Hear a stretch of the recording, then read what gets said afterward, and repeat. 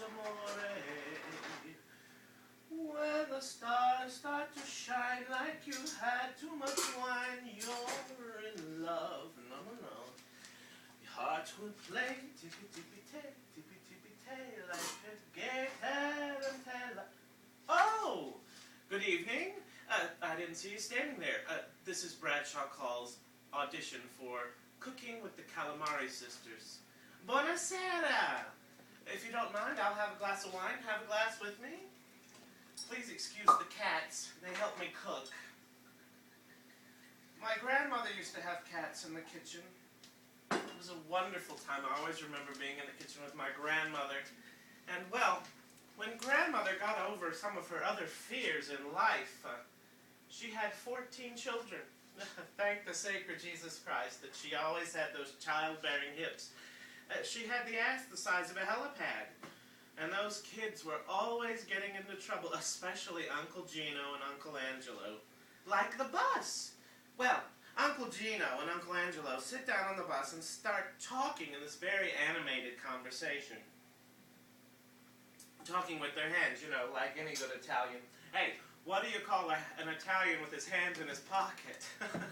A mute. Oh. Anyway, there was this lady sitting in front of them. And at first she's ignoring them, but as their conversation gets a little louder, she starts to pay attention.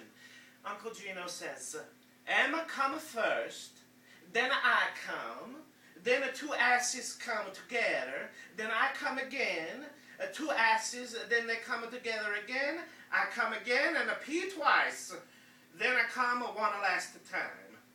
You foul-mouthed swine, says the lady, all red in the face. This is a decent country, and in this country we don't talk about sex lives in public. Hey, cool it down, lady, said Uncle Gino. Who's talking about a sex? I'm just telling my brother Angelo here how to spell a Mississippi. Get it? Mississippi. Emma comes first, then I, then the two asses. You get the picture. Excuse me, let me check on this real quick. But my grandmother was always getting into some kind of mischief, as any good Italian girl. Oh, I remember on her wedding night, she was staying with my great-grandparents, Grandma and Grandpa Tortellini, on her wedding night.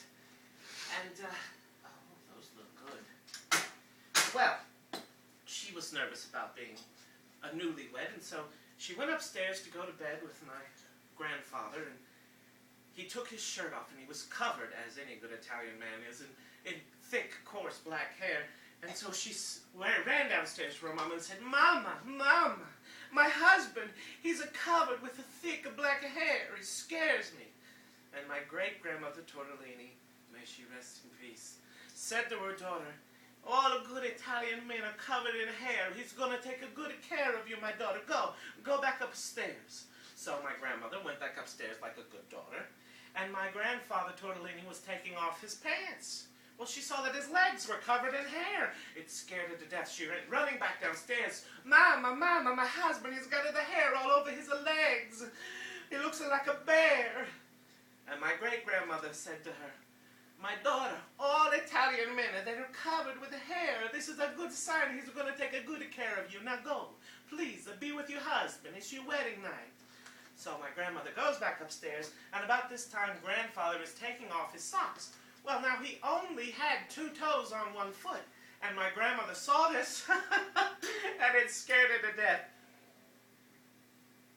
She went running back downstairs, saying, Mama, Mama, my new husband, he's got 1.5 feet. Well, my great-grandmother looked at her, said, here, stir the pasta. This is a job for Mama. And I can cook, too, on top of the rest. My seafood's the best in the town. Yes, I can cook, too. My chickens just ooze. My gravy's the finest around. Well, I hope that's enough for you. If you'd like to see more, please be in touch, and have a good night. Hope to hear from you soon. Good night.